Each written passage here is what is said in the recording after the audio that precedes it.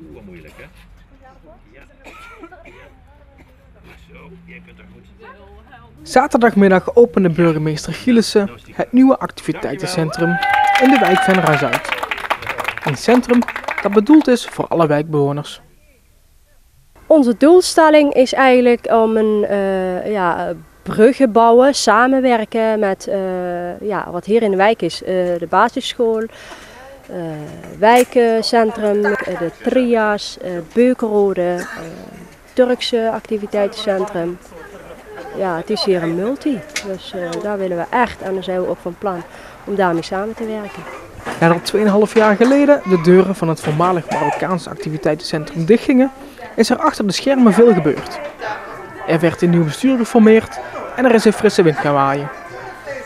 Al met al dus een hele prestatie die is neergezet. En laat de naam van het nieuwe centrum Injas nu ook het Arabische woord voor prestatie betekenen.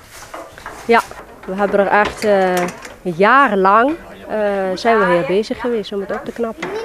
Wij zijn het afgelopen jaar op zoek geweest naar bestuursleden, man, vrouw, mix, jong, oud, jongens, meisjes het liefst.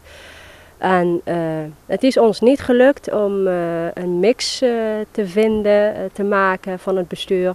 En daarom hebben wij eigenlijk als 3 man, ik, Mohamed Ashour en Mohamed Mefta, gekozen en besloten om er een start van te maken.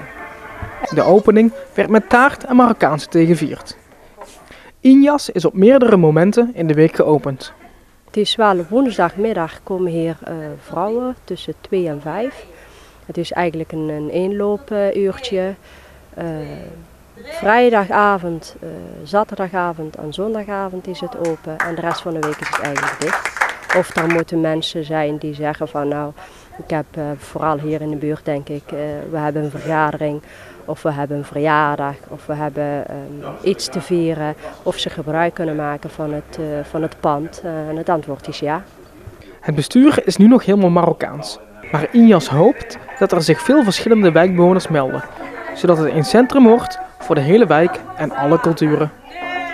Iedereen is welkom en ik wil echt vrouwen vooral oproepen om niet te denken van het is een activiteitencentrum waar alleen maar Marokkanen komen. Nee, niet alleen maar Marokkanen.